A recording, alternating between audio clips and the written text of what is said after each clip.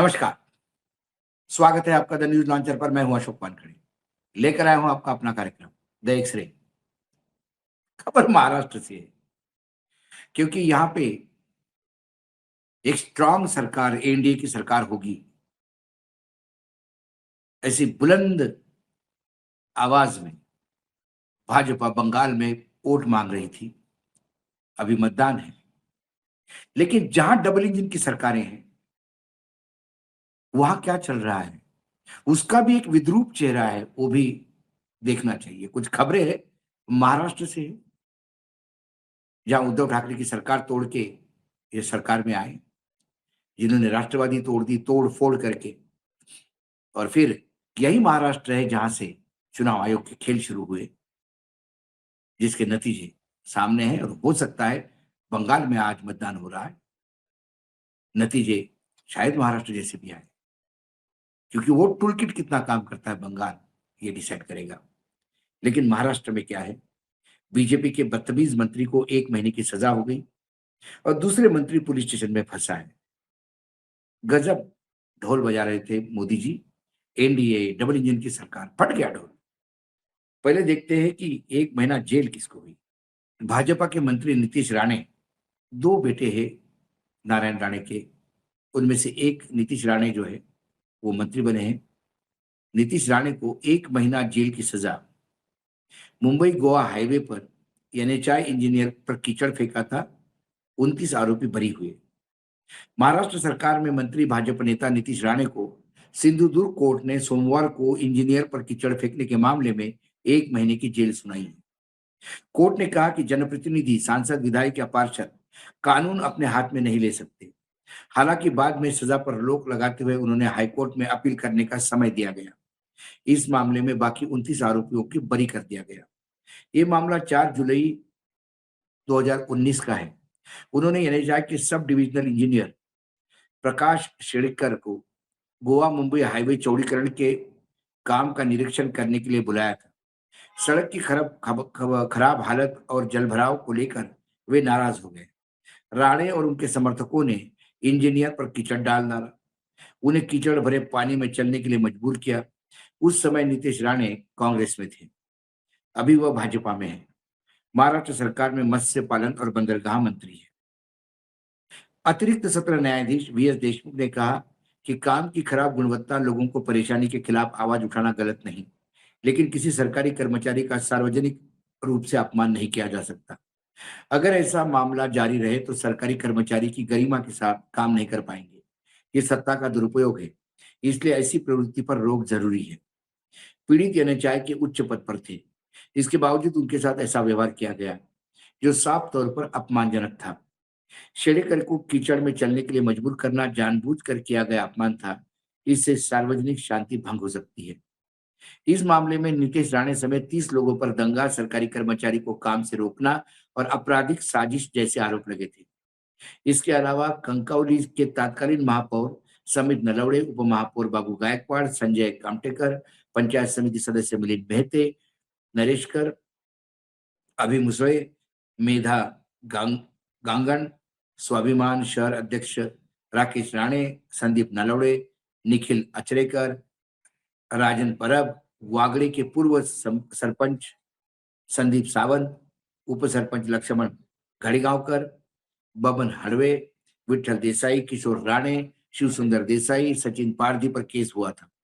Court ने सबूतों के अभाव में इन ज्यादातर लोगों को आरोपों से बरी कर दिया। हालांकि नीतीश राणे को आईपीसी धारा की 504 शांति भंग करने के इरादे से जानबूझ अपमान के तहत दोषी ठहराते हुए 1 महीने की सजा दी। और इस सजा के बाद वो अपील वगैरह होगा। लेकिन एक तरफ एक मंत्री को सजा हुई, 1 महीने की सजा ठीक है, क्योंकि ये बीजेपी में है। वो शर्मा शर्मी में कैसे दिए पता नहीं। मुझे तो लगता है कि आने वाले समय में ये जो जज साहब है, इनके भविष्य को लेके ही मुझे चिंता हो रही है। इनको कहाँ फेंका जाएगा और क्या किया जाएगा। और राणे के दोनों ही बेटे जितने राजनीति में बदतमीजी से बड़बोलेपन का करते हैं, उससे कई बार मुख्यमंत्री भी अन अनकंफर्टेबल होते हुए दिखाई देते हैं। लेकिन फिर राणे को लाया ही इसलिए गया था भाजपा में, ताकि वो शिवसेना के खिलाफ लगातार आग उगलते रहे। लेकिन ये काम तब हुआ जब ये ठाणे कांग्रेस में थे, राणे कांग्रेस में थे और तब उनके बेटे ने ये खेल किया था।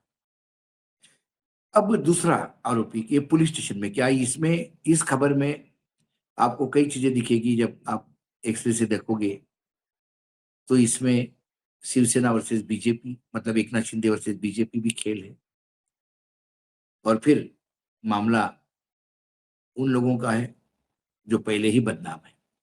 ठाणे ने महायुति में टकराव तेज। भारतीय जनता पार्टी के विधायक नरेंद्र मेहता ने प्रताप सरनाईक पर लगाया भूमि कब्जे का आरोप। ठाणे में महायुति के भीतर सर्वस्व की लड़ाई तेज हो गई। बीजेपी विधायक नरेंद्र मेहता ने मंत्री प्रताप सरनाईक पर जमीन कब्जाने का आरोप लगाया।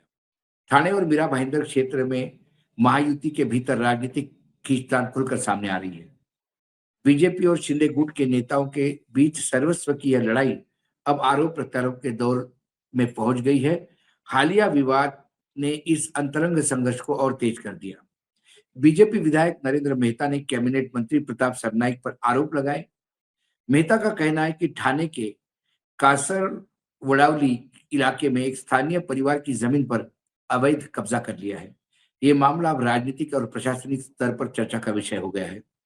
नरेंद्र मेहता के अनुसार भाईंदरपाड़ा क्षेत्र में भोईर परिवार की लगभग 1219 वर्ग मीटर जमीन अवैध कब्जा किया गया है।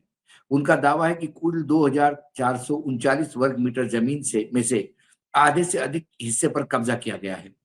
उन्होंने इसे भूमिपुत्र परिवार के साथ अन्याय बताते हुए कार्रवाई की मांग की।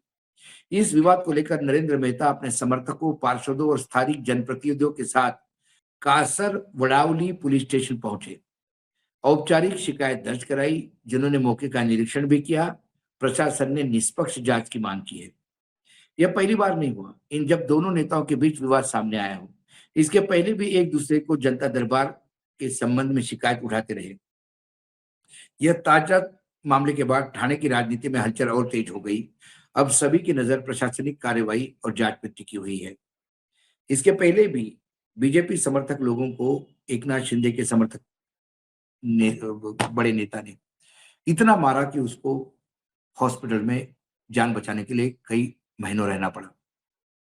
तब भी भारतीय जनता पार्टी के तमाम ऑफिस बियरर मुख्यमंत्री देवेंद्र फडणवीस के दरबार में इसीलिए गुहार लगा रहे थे कि क्या ठाणे में भाजपा अपना यूनिट वाइंड अप करे, क्या ठाणे से हम भाजपा का ऑफिस ही बंद करें। प्रताप सरनाईक की वो व्यक्ति है कि जो बिल्डर है, इसका भी राइज टू फेम शिवसेना के बहुत नजदीकी माने जाते थे ठाकरे परिवार के, और ये वही एकनाथ शिंदे और गुट के हैं। इनके ऊपर ईडी ने सबसे पहले छापा मारा, 60 करोड़ की संपत्ति जब्त की और ये रोज पत्र लिखते थे उद्धव ठाकरे को कि हमें बीजेपी के साथ ही रहना चाहिए था, हमें फिर से एक बार सोचना होगा। और जब एकनाथ शिंदे ने देखा कि प्रताप सरनाईक पे हाथ मारा ईडी ने, तो वो उनके बहुत नजदीक पहुंच गए थे। उसके बाद संदीप जोशी नाम के एक एम्प्लॉय जो एकनाथ शिंदे के साथ थे, जब उसको नोटिस गया तो एकनाथ शिंदे के हाथ पैर फूल गए और फिर शिवसेना टूटने का रास्ता साफ हो गया। जो आदमी ईडी की पीड़ा भोग रहा था वो वर्तमान में परिवहन मंत्री है। ऐसे कई उदाहरण महाराष्ट्र में मिल जाएंगे। लेकिन वर्चस्व किसका रहेगा ठाणे में, इसको लेकर बीजेपी और शिवसेना यानी एकनाथ शिंदे की शिवसेना आमने सामने है। उसी का नतीजा है। जमीन कब्जा करना इसमें कोई बड़ी बात नहीं है। पहले भी ऐसे आरोप लगते रहे हैं, पहले भी ऐसी ही जमीनें ठाणे में खेल होता रहा है। कुल मिलाकर एक मंत्री का 1 महीने के लिए सजा मिलना ये अपने आप में शर्मनाक घटना है। दूसरी ओर एक मंत्री के खिलाफ पुलिस स्टेशन में ही कंप्लेंट करना एक विधायक द्वारा, ये बता देता है कि महाराष्ट्र सरकार के मंत्रिमंडल का कैरेक्टर क्या है। हमारे देवाभाऊ बड़ी बड़ी बातें करते हैं। वो बागेश्वर बाबा शास्त्री के दरबार में बैठने से आप अपने चेहरे पे मेकअप नहीं कर सकते। जो काली की इन 2 घटनाओं ने पोती है महाराष्ट्र सरकार के मुँह पे, उसको कौन धोएगा? मैं एक्स-रे से दिखता है वो, तो मुझे तो लगता है कि ये मुँह अब जगह नहीं बचा काली का और पोतने के लिए।